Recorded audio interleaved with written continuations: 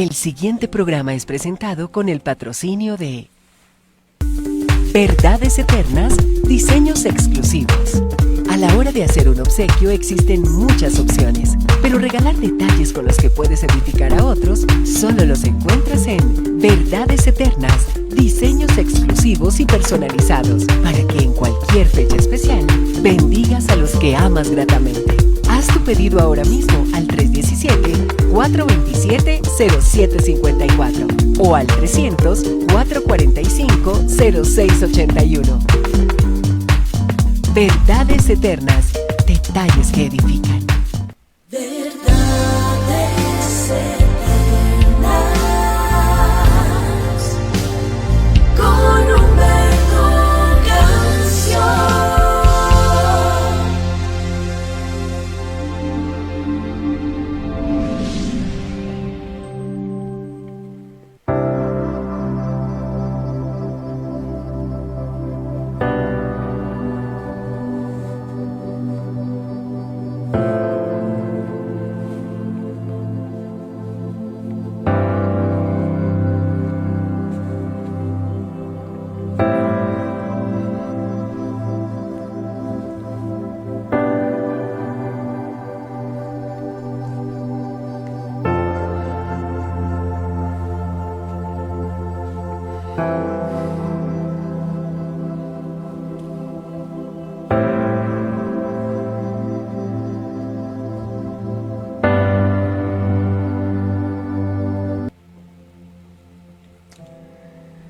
Padre amado, muy buenos días. Esperamos que hayas amanecido también bien. Aunque sabemos que tú nos amas tanto, que te duele todo lo que pueda pasar con nosotros como tus hijos. Dice la Biblia que en los tiempos de Moisés tú descendiste, dejando tu trono de gloria, porque habías visto la aflicción de tu pueblo y habías escogido a Moisés para que los libertara.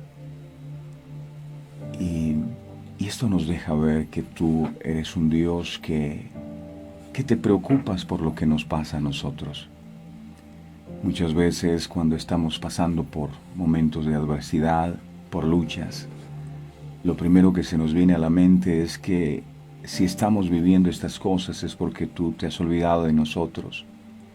Y a veces cuando no recibimos la respuesta, llegamos a pensar que es que tú te has olvidado, que no eres real, que no existes, y tantas otras cosas más.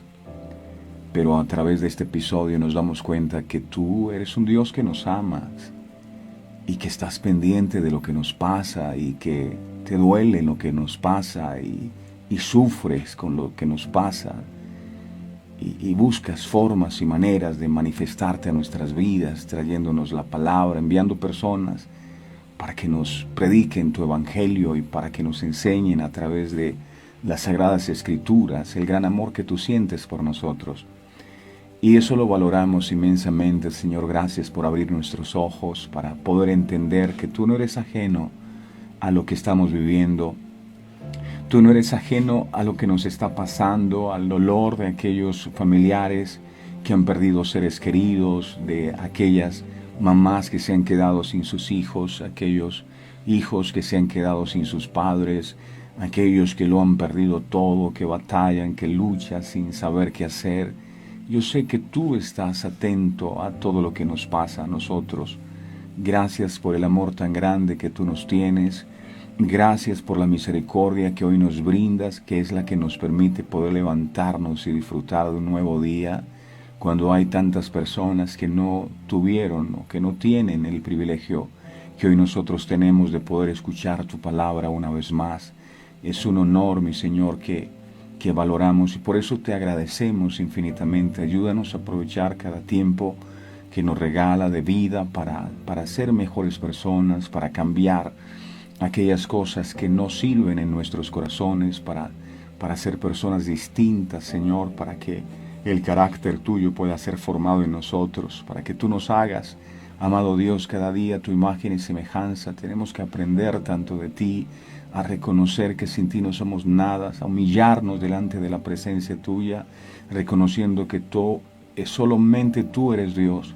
Ayúdanos a arrancar de nuestro corazón la soberbia, la altivez y el orgullo que nos lleva a pensar, amado Dios, que sin ti lo podemos hacer. Aquí estamos porque hemos reconocido que sin ti estamos perdidos.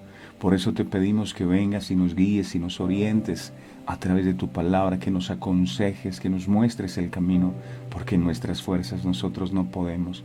Por eso nos rendimos ante ti en esta nueva jornada, Señor, pidiéndote que tú te entrones en el centro de nuestro corazón, que nos regales de la revelación de tu palabra para poder comprender el mensaje que hoy será compartido. Amado, eres bienvenido, que nada nos pueda robar este momento íntimo contigo.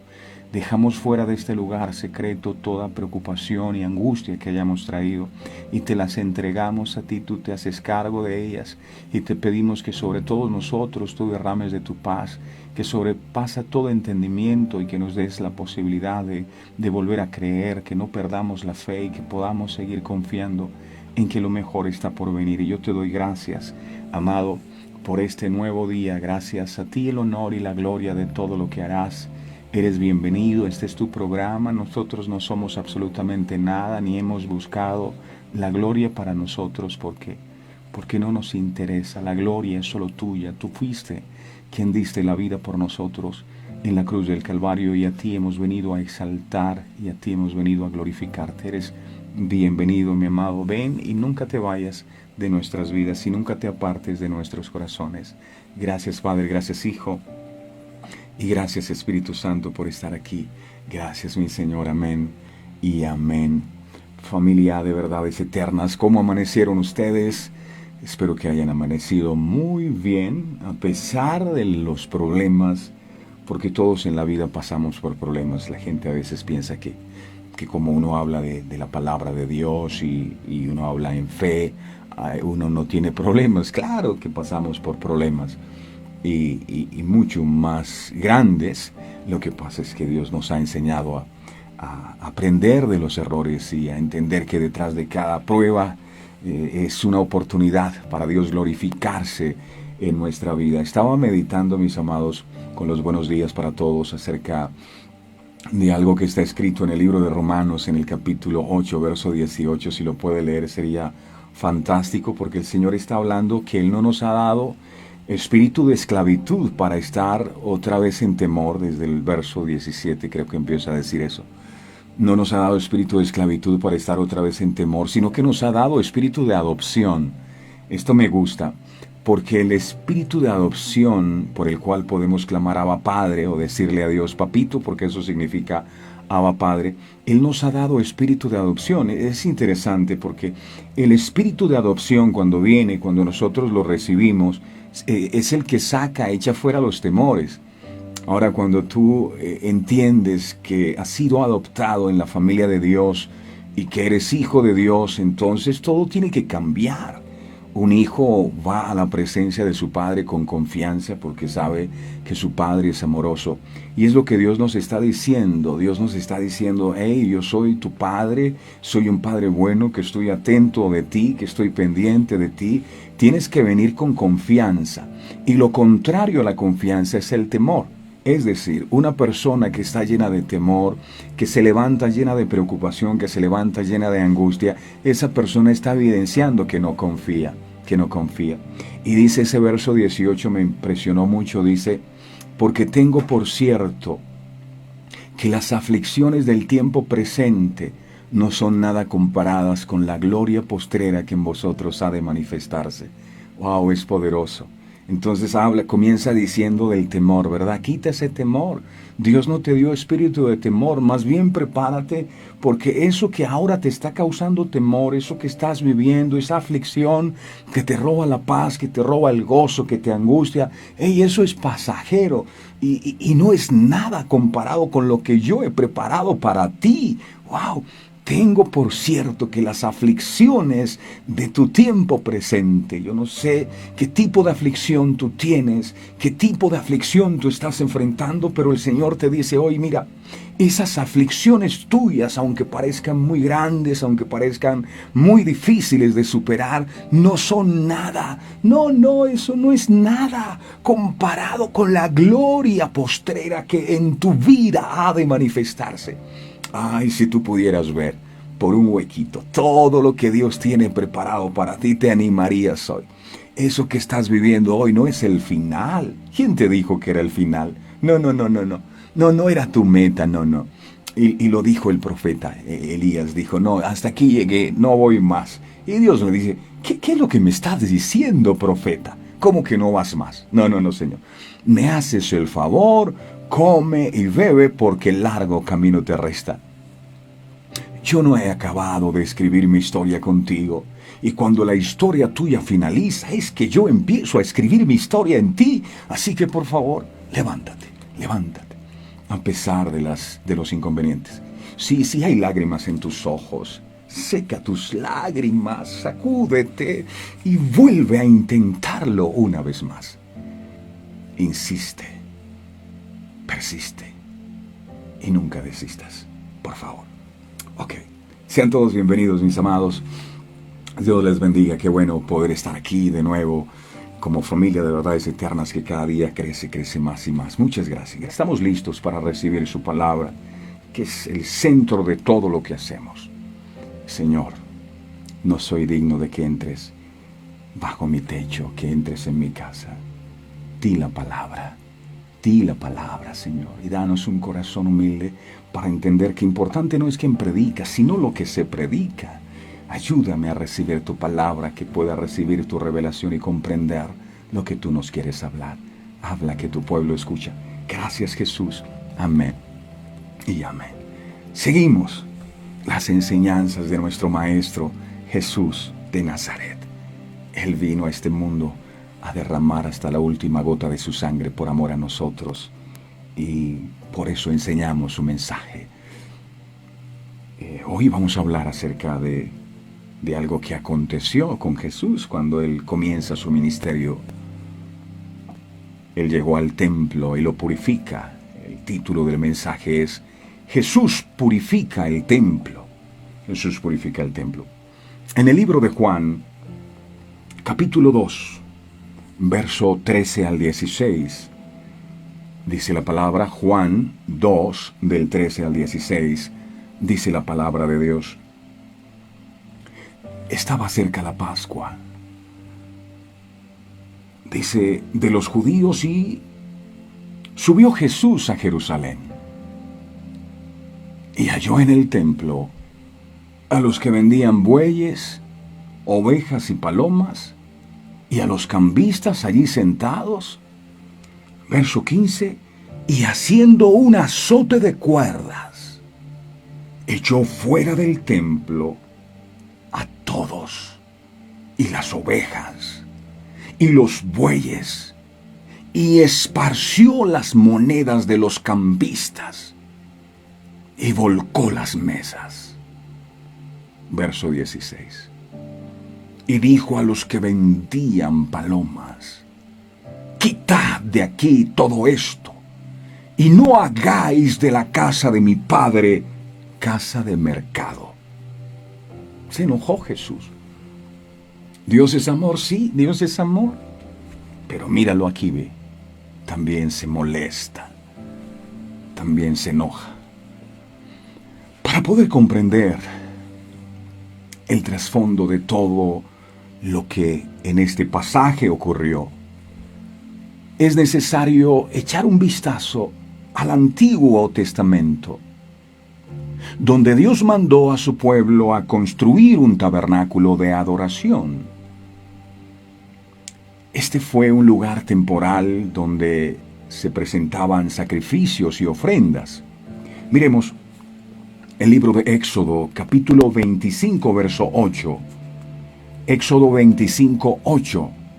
Dice la palabra, Éxodo 25, 8.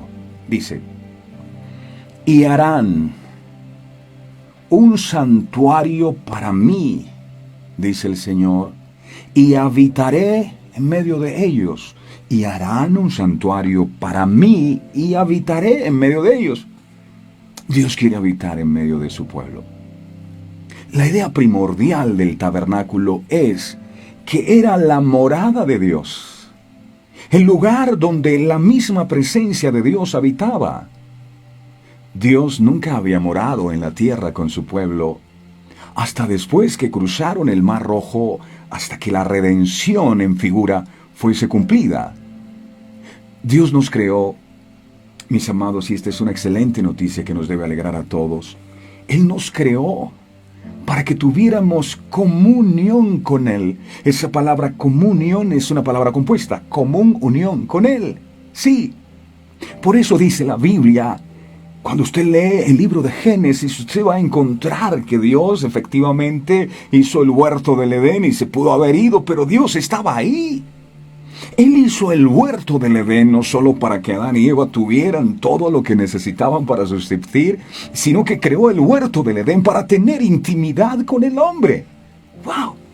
Él quiere tener intimidad con nosotros. Por eso dice la Biblia que Él visitaba a Adán y a Eva en el huerto del Edén. Aparecía y se comunicaba con los patriarcas. Pero hasta que Él no hubo redimido a su pueblo fuera de Egipto, nada se dice acerca de hacer un santuario en el que Él pudiese morar. El tabernáculo, que contaba de 3 lugares, era el atrio, el lugar santo y el lugar santísimo donde moraba la misma presencia del Señor. Era tremendo porque para las personas poder entrar allí al lugar santísimo donde estaba la presencia de Dios, un sacerdote tenía que prepararse durante todo un año, sí, santificándose durante un año para entrar a la presencia de Dios. Y este hombre, el día que le tocaba entrar a la presencia de Dios, no podía dormir para que ningún pensamiento fuera a contaminar su mente, ningún sueño. Y él se quedaba despierto. Sus vestiduras eran largas y al borde de las vestiduras colocaban unas campanitas. Entonces cuando el sacerdote entraba al lugar santo y le amarraban una cuerda, cuando entraba al lugar santo y las campanitas sonaban, decía, está vivo, no había pecado en él. Y le seguían soltando la cuerda. Entraba al lugar santo y las campanitas seguían sonando y decía, está vivo, soltémosle la cuerda. Y llegaba a la presencia del Señor y las campanitas sonaban, está vivo. Pero si este hombre estaba lleno de pecado, moría fulminantemente en la presencia santa de Dios. Entonces, cuando ya no escuchaban más las campanas, la gente cogía la cuerda y empezaba a sacar el sacerdote de la presencia de Dios. ¡Wow! Era tremendo. Pero dice la Biblia que Jesús, al morir en la cruz del Calvario, el velo que nos separaba se rasgó, es decir, ya no hay nada que nos impida poder entrar a la presencia gracias a la sangre bendita que Jesús derramó en la cruz del Calvario. Usted recordará que cuando Adán y Eva salen del huerto del Edén, habían unos ángeles con unas espadas ahí que les impedían volver a entrar a la presencia. Pues bien, cuando nosotros caemos en pecado o venimos de esa maldición de pecado, pues están esos ángeles con esas espadas ahí que no nos dejan entrar. Se requiere un sacrificio. Por eso el Señor mismo sacrificó un cordero, puso un delantal de pieles en ellos para que pudieran de esa manera volver a restablecer su relación con el Padre. Por eso es fundamental el sacrificio de un cordero. En este caso, el cordero que quita el pecado del mundo fue Jesús, sin mancha, por nuestros pecados. Por eso es que es fundamental Jesús en toda la obra de Dios, porque sin Él es imposible. Él fue el que pagó el precio, Él fue el cordero que pagó el precio por nuestra redención. Ahora podemos entrar a su presencia, pero antes no era así. El tabernáculo fue así una prueba de la redención de su pueblo. Era una carpa, repito, con estas especificaciones que les dije. Y la señal de que Dios había traído a un pueblo redimido a relacionarse con Él en ese tabernáculo, siendo Él el centro de todo. La redención no solo tiene como propósito salvar a su pueblo, sino también el deseo de tenerlos en un lugar de cercanía, reunidos a su alrededor, siendo Él mismo su Dios y ellos su pueblo, como lo dice el libro de Éxodo, capítulo 6, verso 7. Mire qué dice Éxodo 6, 7. Éxodo 6, 7 dice, y os tomaré por mi pueblo. Dice aquí, y seré vuestro Dios. Yo soy el Señor su Dios, y ustedes sabrán que fui yo quien los rescató de la opresión de los egipcios. Dios siempre ha buscado, mis amados, tener intimidad con el ser humano. Por eso ordenó a Moisés que se le edificara un tabernáculo, un santuario en medio de ellos, un lugar especial donde el Dios Todopoderoso pudiera intimar con el hombre. A mí me fascina un texto que es el del Salmo 65:4, porque ese texto dice, bienaventurado el que tú escogieres y atrajeres para morar en tus atrios. Y esto me impresionó porque uno dice, ay, fui yo que vine a la oración, a mí fue el que se me ocurrió venir a escuchar la palabra. No fue usted. Bienaventurado el que tú escogieras, o sea, es Dios el que nos escoge para estar aquí. Imagínese el privilegio tan grande, que Dios nos escoja a nosotros para estar aquí. Es un honor. Que nos escoja a nosotros para que vayamos a su presencia y tengamos intimidad con Él. Mas tú cuando ores, entra a tu aposento y cerrada la puerta. ¿Por qué vas a cerrar la puerta? Porque yo no quiero que nadie nos interrumpa. Quiero tener intimidad contigo, estar a solas contigo. Cierra la puerta. Dios quiere tener intimidad con nosotros. Él tuvo su santuario en medio de ellos en el desierto. Éxodo capítulo 33, versos 7 al 9. Miremos cómo funcionaba. Éxodo 33, del 7 al 9, dice la Biblia. Éxodo 33, del 7 al 9, dice, y Moisés tomó el tabernáculo y lo levantó lejos fuera del campamento. Y dice, y lo llamó el tabernáculo de reunión. Y cualquiera que buscaba a Jehová salía al tabernáculo de reunión que estaba fuera del campamento. Y sucedía que cuando salía Moisés al tabernáculo, todo el pueblo se levantaba y cada cual estaba en pie a la puerta de su tienda y miraban en pos de Moisés hasta que él entraba en el tabernáculo. Verso 9. Cuando Moisés entraba en el tabernáculo, la columna de nube descendía. ¡Qué glorioso es eso! Cuánto me hubiese gustado estar ahí en ese momento. Mira, él entraba y la columna de la gloria de Dios descendía. ¡Wow! Eso es hermoso. Y dice, y se ponía a la puerta del tabernáculo y Jehová hablaba con Moisés. ¡Wow! ¡Qué tremendo! Moisés levantó la tienda, el centro de adoración fuera del campamento. Los creyentes que buscaban al Señor acudían allí. Moisés iba constantemente a la tienda a buscar a su Señor. La profunda reverencia del pueblo cuando Moisés iba a buscar al Señor hacía que se levantaran y se quedaran de pie a la puerta de las tiendas al ver la gloria de Dios. La columna de nube que simbolizaba la presencia del Señor descendía a la puerta del tabernáculo. El Señor hablaba con Moisés cara a cara como habla una persona con un amigo. Los israelitas, sumamente preocupados, iban a la puerta de sus tiendas y adoraban cada vez que veían la columna de nube a la puerta del centro de adoración. Era sagrado. Cuando Moisés volvía al campamento, dice la Biblia que Josué, su joven asistente, se quedaba allí orando y cuidando el centro de adoración. Cuando el pueblo de Dios llegó a la tierra prometida, se construyó ya no un tabernáculo o una tienda, sino un templo en Jerusalén con el mismo propósito de adorar a Dios, de buscar su presencia. Miremos el libro de Primera de Reyes, capítulo 6. Primera de Reyes, capítulo 6, versos del 1 al 2. Primera de Reyes 6, del 1 al 2. Dice: en el año 480, después que los hijos de Israel salieron de Egipto, el cuarto año del principio del reino de Salomón sobre Israel, en el mes de Sif, que es el mes segundo, comenzó él, Salomón, a edificar la casa de Jehová. ¡Wow! David había querido edificar la casa, pero Dios le dice: no lo hagas porque tienes las manos manchadas de sangre.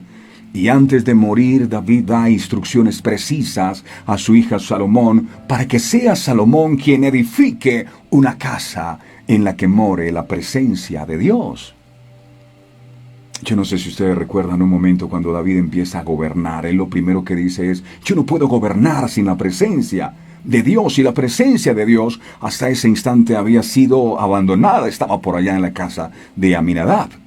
Y David decide llevar el arca de nuevo a su casa. Él dijo: sin la presencia de Dios esto no funciona. Y cuando van trayendo el arca, los bueyes que llevaban el arca tambalearon, el arca se iba a caer y un hombre llamado Usa sostiene el arca y murió fulminantemente. David dijo: yo no voy a llevar el arca de Dios para allá. Y la mandaron para la casa de Obed-edom y estuvo 3 meses en esa casa. Y mientras la presencia de Dios estuvo en la casa de Obed-edom, todo lo que este hombre hacía prosperaba, hasta que David llevó la presencia. La presencia de Dios era importante para tener comunión, y Salomón hace esa casa, ese templo, con ese propósito. Una de las grandes realizaciones de Salomón fue la terminación de uno de los proyectos de su padre David: construir un templo para Dios, un lugar en el que Dios habite, no visite, no. Hay un lugar especial aquí para que tú te quedes a vivir por siempre. Hasta entonces, el arca de la alianza, o arca de Dios, que contenía en su interior una porción de maná, la vara de Aarón que reverdeció y las tablas de la ley, había habitado en varias casas y tiendas. Ahora, es llevada al templo como símbolo de la continuidad con el período de las peregrinaciones, a pesar de que el pueblo se ha asentado definitivamente. Ok, hemos hecho un recorrido a través de la historia de lo que significa este templo, ¿verdad? Este templo. ¿Por qué fue creado? ¿Cómo fue evolucionando y demás? Hoy día, usted ve a los judíos que van a orar al pie del muro de las lamentaciones. Si usted los ve ahí orando en el muro de las lamentaciones. Este muro de las lamentaciones, ¿qué es? Son las mismas piedras, óigase bien, las mismas piedras del templo de Herodes, el mismo que Jesús vio. Para el tiempo de Jesús, el templo original ya había sido destruido, el que hizo Salomón. ¿Para qué lo hizo? Para adorar a Dios. Y en su lugar estaba el templo que el rey Herodes había construido y ampliado de un segundo templo, esas paredes que ustedes ven del muro de las lamentaciones. El templo era un lugar especial, era un lugar santo, es decir, separado especialmente para la adoración a Dios. Para eso era el templo. Ya que los judíos estaban esparcidos en muchos lugares, ellos debían viajar largas distancias para llegar al templo y presentar sus ofrendas a Dios. Dios había permitido que ellos trajeran el dinero en su largo viaje y con ese dinero adquirieran animales en Jerusalén para poder presentar sus ofrendas a Dios. ¿Dónde está escrito eso? Eso está escrito en el libro de Deuteronomio, capítulo 14, vaya conmigo por favor, Deuteronomio, capítulo 14, verso 22 al 26. Dice la Biblia. Tiene un título esto, aquí dice la ley del diezmo. Hay gente que piensa que eso se lo inventaron las personas. No, no. La ley del diezmo, eso está escrito en la Biblia. Que usted no quiera diezmar y se haga el loco es otra cosa, pero está escrito en la Biblia. No es como a mí no me hablan de diezmo, yo no diezmo, pero está escrito. Está escrito. Y aquí dice la ley del diezmo. Es una ley, es una orden, no es una sugerencia. Y dice el verso 22. Indefectiblemente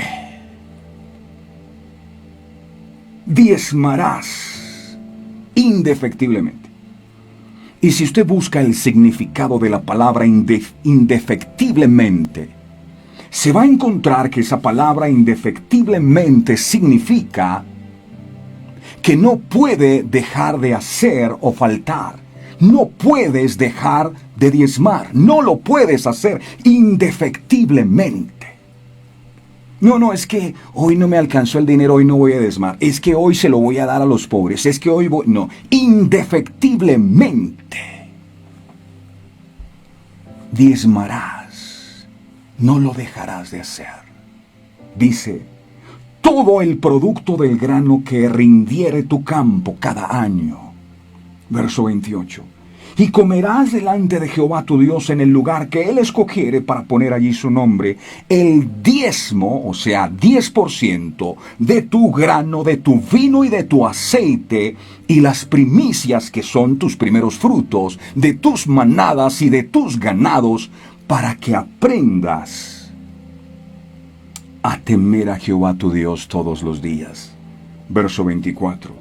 Si el camino fuera tan largo que no puedas llevarlo, por estar lejos de ti el lugar que Jehová tu Dios hubiera escogido para poner en él su nombre, el lugar donde tú te alimentas de la palabra, dice, cuando Jehová tu Dios te bendijere, verso 25, entonces lo venderás y guardarás el dinero en tu mano y vendrás al lugar que Jehová tu Dios escogiere.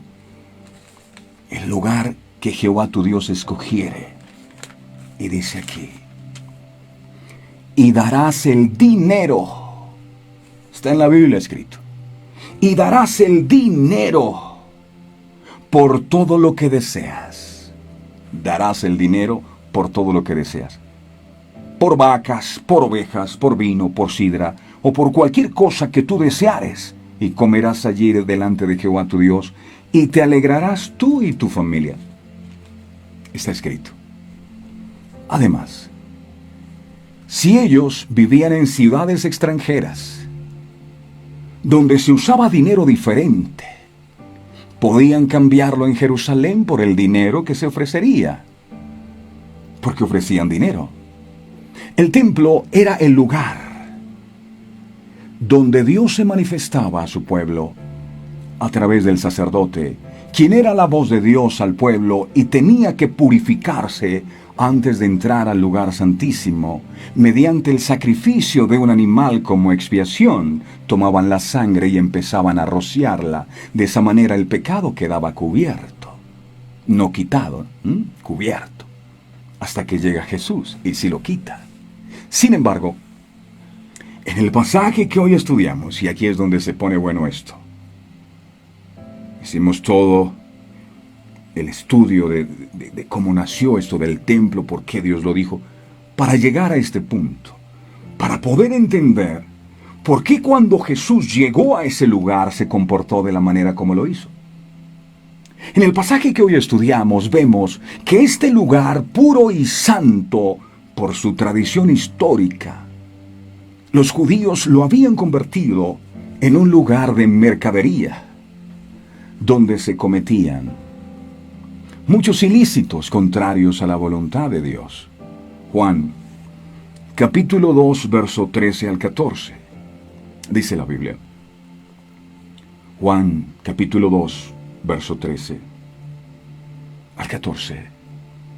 Estaba cerca la Pascua de los judíos, y Jesús subió a Jerusalén, verso 14, y halló en el templo, aquí está la palabra templo, que era tabernáculo antes, y halló en el templo a los que vendían bueyes, ovejas y palomas y a los cambistas allí sentados.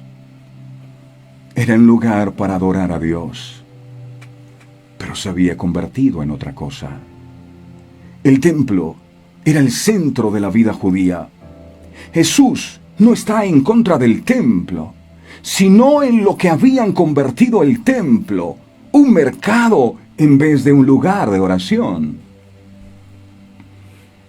Isaías 56:7 dice lo siguiente aquí, Isaías 56:7. Dice la palabra 56:7. Yo los llevaré a mi santo monte y los recrearé en mi casa de oración. Dice aquí, en mi casa de oración, sus holocaustos y sus sacrificios serán aceptos sobre mi altar, porque mi casa, dice el Señor, mi casa será llamada casa de oración para todos los pueblos. El templo debería ser una casa de oración, un lugar para intimar con Dios. Para Jesús, el templo era el lugar para venerar al Padre. El Padre que nos ama igualmente y cuyo amor no se puede comprar. A veces podemos entrar en negociaciones con Dios. Cuando yo digo, si haces esto por mí, Dios, yo haré esto por ti, estamos negociando con Dios. Hay personas que enseñan, es claro que la obra de Dios se hace con dinero, no con oraciones, con dinero. El internet se paga con dinero, no solo con oraciones. Se requiere dinero para poder transmitir este programa. Sin dinero no se puede. Dinero se necesita. La obra de Dios necesita dinero. El problema es que yo use la Biblia para manipular a las personas. Y decirles, si tú le das a Dios tanto, Dios te da tanto. Cuando Dios es el dueño del oro y de la plata. Claro que la obra necesita recursos, pero no para comerciar con Dios. Yo le voy a dar tanto a Dios para que Dios... No. El templo no es un lugar para mercadear. Es un lugar de oración. Por eso no acostumbro a decirle a la gente, diezmen, ofrenden, no. Hay personas que lo hacen y lo recibimos con todo el cariño y me encanta. Cuando lo hacen sin que tengan que hacerlo, lo hacen de corazón, sin que uno tenga que todos los días estar predicando. Hey, amados, la Biblia dice que uno No. Si usted es un padre de familia, usted no tiene que su esposa estar rogándole todos los días, hey, amor, ¿será que me das para el almuerzo? No, usted sabe que tiene que proveer para su casa. Si yo me estoy alimentando de la palabra en un lugar, pues yo lo mínimo que debo saber es que debo bendecir ese lugar donde yo me estoy alimentando y punto. Ya, esto no hay que meterle más espiritualidad ni nada. Yo me estoy alimentando, estoy recibiendo un servicio, ¿por qué no bendecir la obra de la cual yo me estoy alimentando? Es sencillo. No, es que el señor Humberto tiene su obligación, es su responsabilidad, no señores.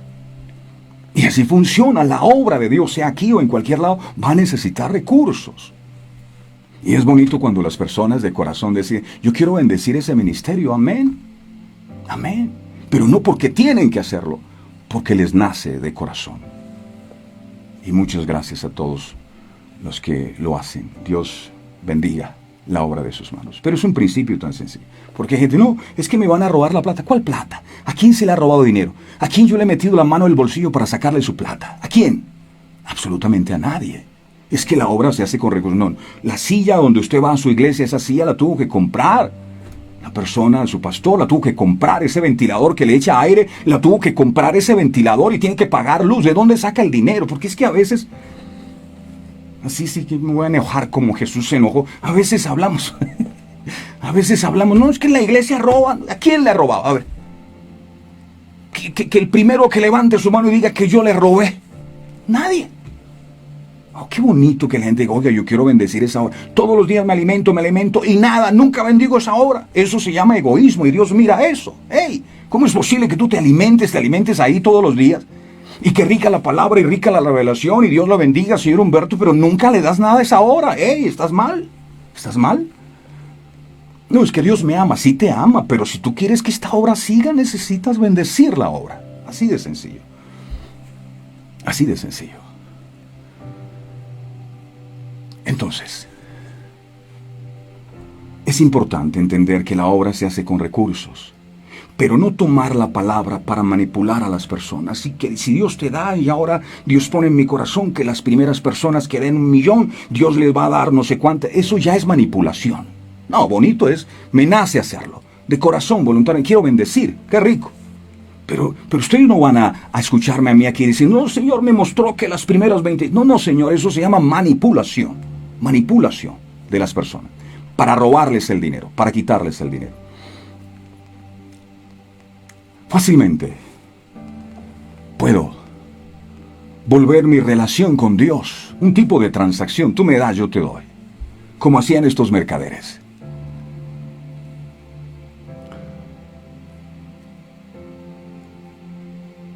Cuando pasó un tiempo de oración, que fuera sincero,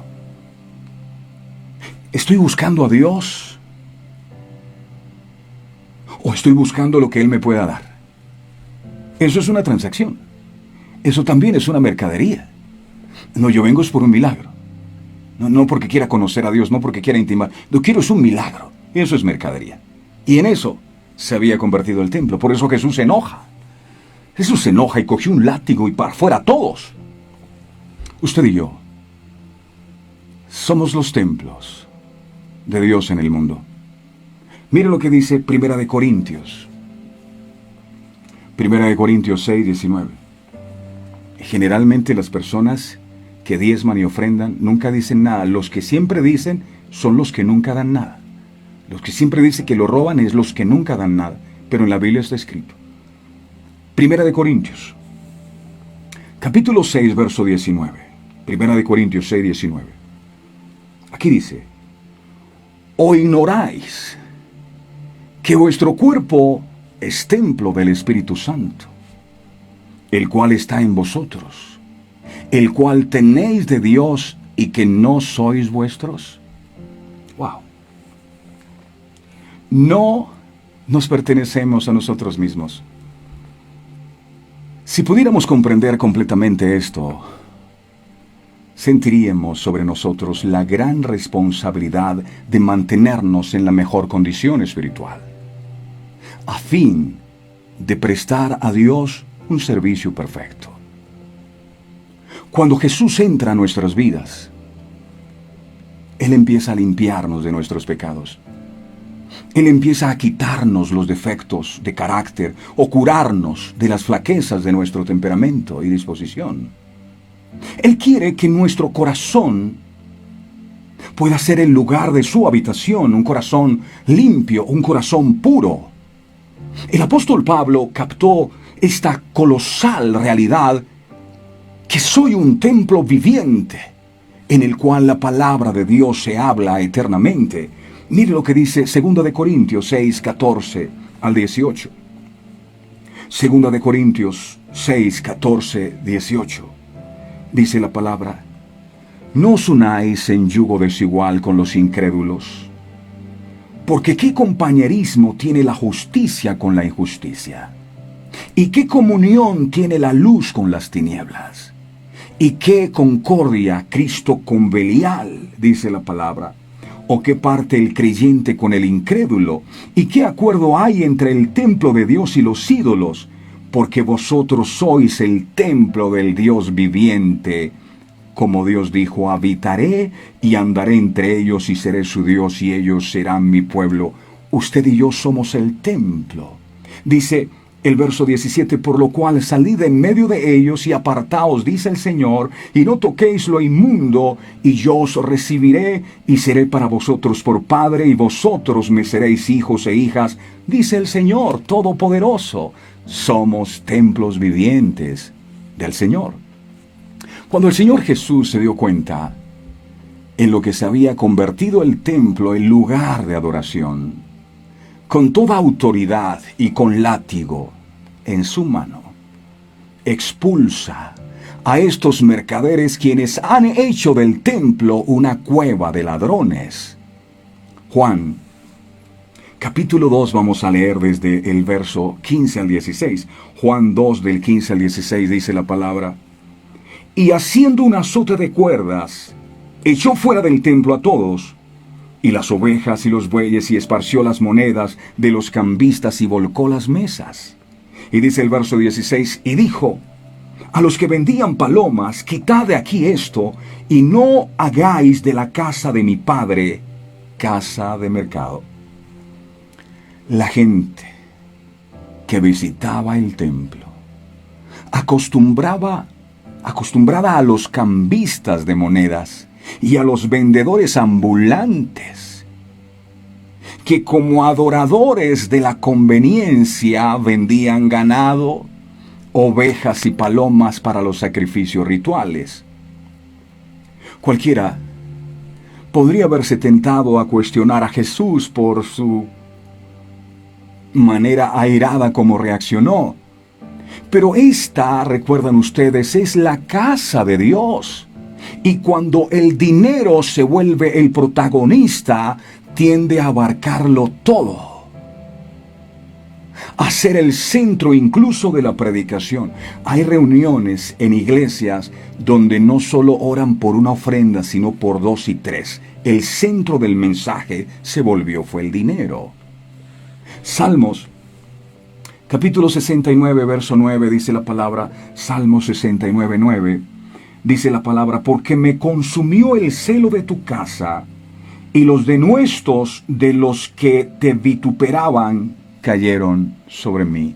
Me consumió el celo de tu casa. ¡Wow! Y ese celo por la casa debería también estar en nuestros corazones. Que cuando haya algo incorrecto en nuestras vidas, reaccionemos de la misma manera que Jesús reaccionó con aquellas cosas que sabemos no agradan a Dios, y las expulsemos de nuestra vida. Hay congregaciones donde el centro del mensaje es el dinero. Es el dinero. Hay incluso algunos de los sacramentos cristianos que ya han sido tocados por la comercialización. Tienes que pagar por los bautizos, valen dinero; los retiros espirituales valen dinero; los matrimonios valen dinero; se venden los pañuelos ungidos; se vende dinero para la primera comunión; se venden allí los libros, los seminarios, discos para la confirmación; se venden botellas de aceite; se vende el agua bendita; se venden lechonas; se venden libros; se venden dulces, y la gente va a la iglesia a comerciar.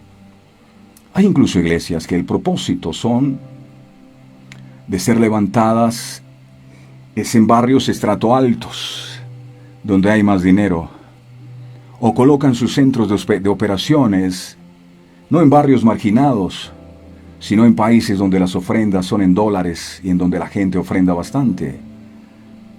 ¿Puede ser Dios oído en medio del ruido mercantil de las monedas?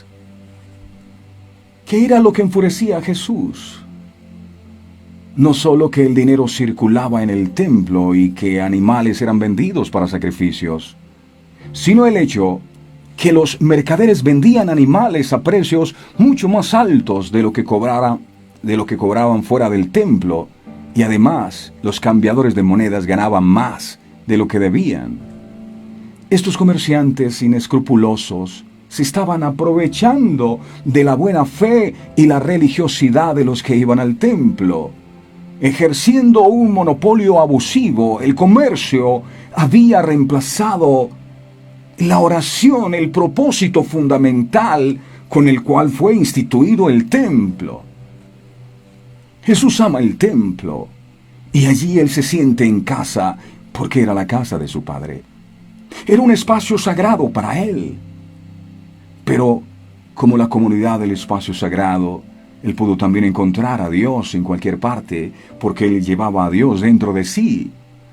Hoy el Señor no habita en templos hechos de manos de hombre, sino en las personas, quienes han escuchado tocar a su puerta y han abierto su corazón para dejarle entrar y gobernar su vida, como dice Apocalipsis, capítulo 3, en el verso 20.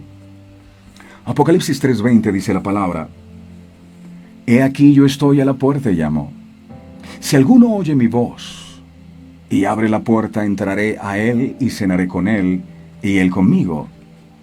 Al igual que aquel día, el Señor Jesucristo quiere echar fuera de nuestras vidas las acciones indebidas. Él quiere limpiar nuestra mente de pensamientos sombríos y lavar nuestro corazón de malas intenciones. Por tanto, permitámosle que nos purifique con su palabra. Es tiempo de renovación, es tiempo de gracia que nos ha concedido nuestro gran Dios.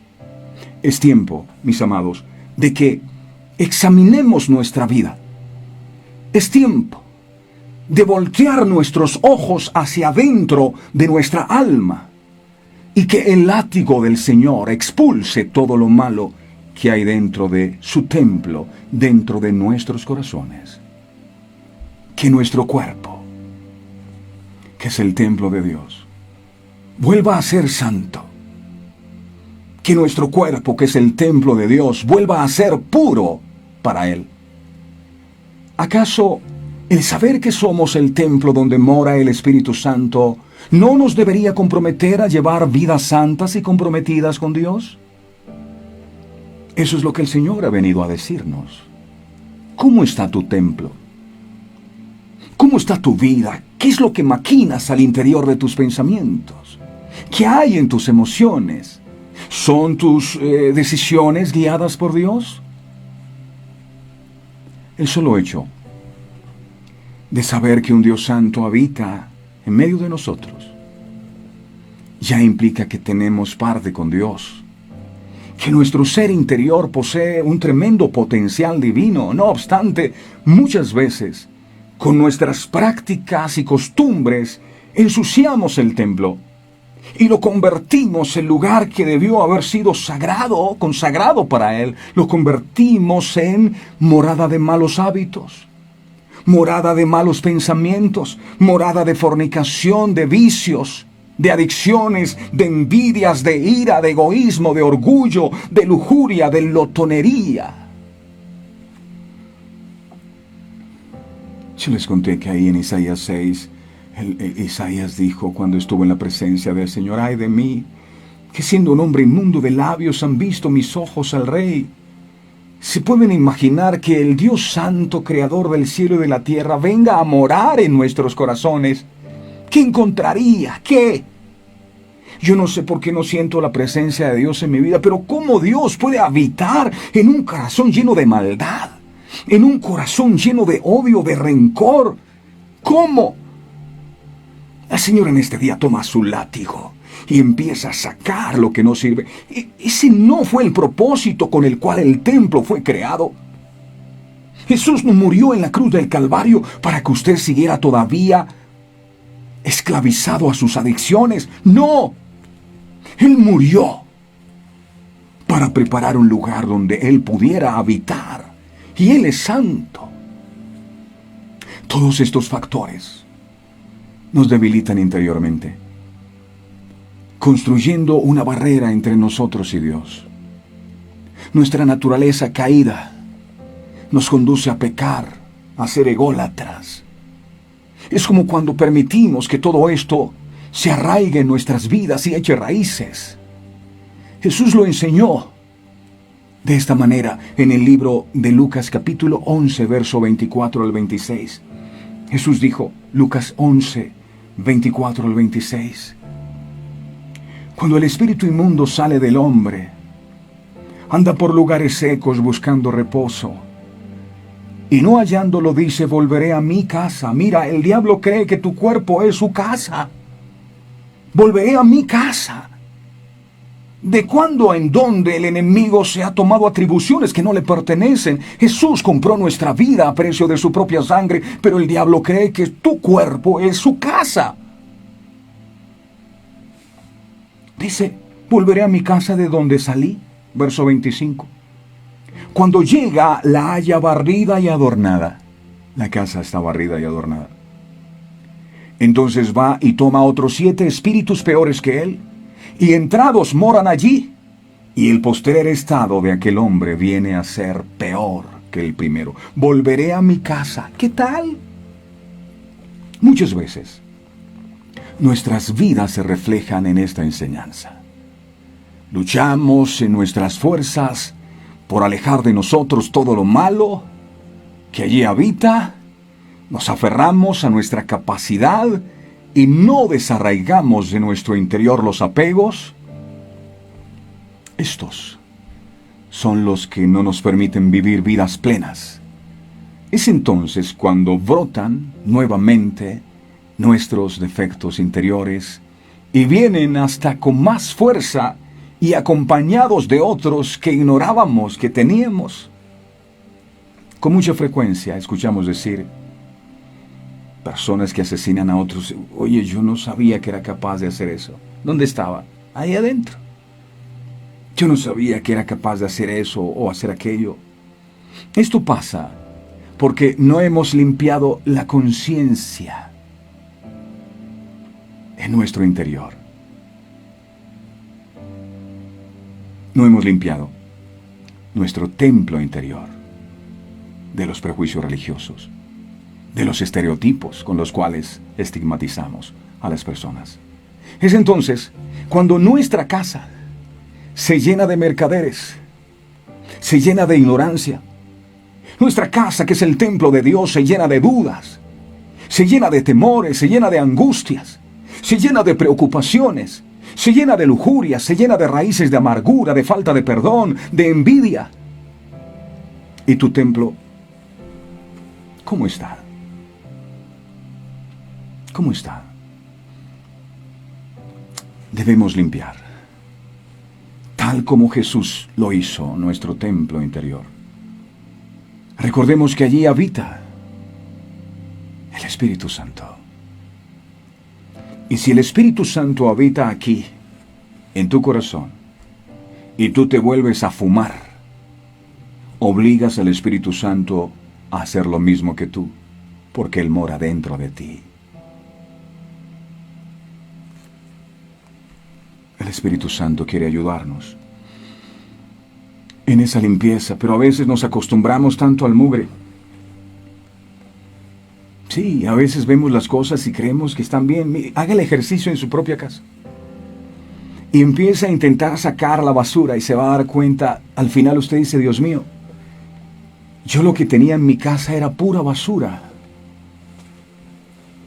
Y a veces es necesario, mis amados, así como hacemos limpieza general en nuestra casa, es necesario hacer limpieza general de nuestros pensamientos, de nuestras emociones, de las actitudes y motivaciones del corazón. Es necesario que habitualmente lleguemos como Jesús y saquemos con determinación de nuestra vida lo que nos sirve, que el celo de Dios vuelva a estar en nuestros corazones para decirle a lo malo malo y renunciar a ello.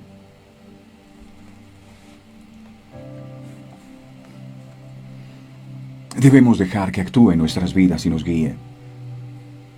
Permítame decirle que la mayoría de voces por las cuales no cambiamos es porque todo se lo dejamos solamente a Dios. El Señor hará. No. Le decimos, Señor, ayúdame a cambiar. Y no hacemos nuestra tarea de limpieza interior. Si usted sabe que hay una persona que usted estima mucho que va para su casa, ¿qué es lo primero que hace? Ay, usted ese día se levanta temprano. Usted ese día empieza a lavar la ropa que tenía hace 20 días sucia, amontonada y tirada por todo lado. Porque usted quiere impresionar, ¿verdad? La ropa limpia, todo organizado, todo emperfumado, todo impecable, porque la persona que viene usted la quiere impresionar. Pues quiero decirle que esa persona que viene a su vida y a su corazón es Jesús. ¿Cómo vas a arreglar tu casa? ¿Cómo está tu casa interior? La Biblia nos menciona en el libro de Gálatas capítulo 5, verso 22 al 23, que el fruto del Espíritu es amor. Que el fruto del Espíritu, o sea, si el Espíritu está dentro de una vida, esa vida debe estar llena de amor, no de odio. Que el fruto del Espíritu es gozo. Si el Espíritu está en tu vida, entonces debe haber gozo, no tristeza. Que el fruto del Espíritu es paz, entonces no debe haber intranquilidad ni violencia. Que el fruto del Espíritu que está en tu vida es es paciencia, entonces no tienes que estar desesperado, porque el fruto de Él que mora en ti es paciencia, es bondad, es fe, tienes confianza, es mansedumbre, es templanza. Contra tales cosas no hay ley, dice la palabra. Este es el fruto, mis amados, que debemos cosechar todos los días en nuestra vida. Es todo lo contrario a lo que nuestra naturaleza caída nos inclina. Debemos iniciar esta cosecha espiritual reconociendo nuestra incapacidad y permitiendo que el Espíritu Santo de Dios actúe sin ataduras dentro de nosotros. La oración y la meditación de la palabra de Dios nos serán muy útiles. También la práctica de valores y solidaridad con nuestro prójimo nos permitirán ponerlos en práctica cada día. Es ahora, sí, es ahora, cuando debemos despojarnos de todo peso que nos impide avanzar en la vida con Dios. Iniciemos limpiando nuestro templo interior, sacando todo lo que esté estorbando nuestra relación con Dios y llevando fruto espiritual para Él. Es solo de esta manera que podremos ayudar a otros a limpiar también su templo. Termino con esto. Para que en tu vida Dios pueda habitar, tu corazón debes completamente limpiar. Y lo hemos dicho. El corazón no es el músculo de carne. Cuando hablamos de corazón hablamos de la mente. Entonces limpia tu mente de pensamientos que no estén conforme a la palabra de Dios. El corazón son las emociones. Mira qué tipo de emociones son las que dominan tu vida. Si las emociones tienen la particularidad de que fluctúan. Entonces hoy estás alegre, mañana estás triste. Y tu vida, si tratas de edificarla sobre las emociones, es como si trataras de construir sobre arena movediza. Sí, todo lo que construyas ahí se te va a caer. Entonces cuida de construir en las emociones. No seas una persona emocional, sino una persona espiritual. No puedes evitar pensar y sentir, pero sí puedes determinar que eso que estás sintiendo no lo aceptes en tu corazón o que eso que estás pensando no haga un nido en tu cabeza. Cuida tu conciencia, que también hace parte del corazón. ¿Cómo te sientes en tu conciencia? Pecador, inmundo, ¿te sientes condenado? ¿Cómo está tu conciencia? ¿Cómo está tu voluntad? ¿Es Dios el que dirige tus decisiones o tú haces lo que te viene en gana? Entonces, mente, emociones, voluntad y conciencia son el corazón, y ese lugar debe ser el lugar donde habita la presencia del Señor, en tu mente. Este Dios en tus emociones, sea Él en tu voluntad y en tu conciencia. Pero si eso está lleno de mercaderes, si está lleno de pensamientos derrotistas, de fracaso, si está lleno de amargura, de enojo, de orgullo, de tantas cosas que nos contaminan, ¿cómo Dios va a habitar allí? Amado, te damos gracias por desnudar nuestro corazón delante de ti. No podemos ocultar nada. Tú lo sabes todo. Y sabes cómo estamos. Las veces que hemos maquinado cosas en contra de personas que no nos caen tan bien. Tú lo sabes. Y eso está dentro del corazón. Muchas veces las motivaciones con las cuales hemos venido a tu presencia ha sido simplemente para que tú nos des algo. No porque te amemos, no porque querramos crecer en una relación de comunión contigo. Tengo que ser sincero contigo, Señor, y hoy quiero abrir mi corazón. Tú me conoces, y yo no puedo engañarte. A veces he estado batallando con pensamientos impuros. Dile a Dios ahí, habla con Él, porque Él conoce. Y Él en este día ha venido con su látigo, ha venido con su palabra, a limpiar nuestros corazones. Tal vez hemos justificado la mediocridad. Tal vez hemos justificado el egoísmo. Hemos justificado la maldad. Hemos justificado los vicios, la lujuria, la lascivia. Hoy es importante que digamos o que dejemos que el Señor saque de nuestra vida lo que tiene que sacar. Dile, amado Dios, aquí estoy. Y quiero pedirte de todo corazón, mi Señor, porque verdaderamente yo había olvidado el propósito con el cual el templo fue edificado. Era para tener intimidad con un Dios que es santo.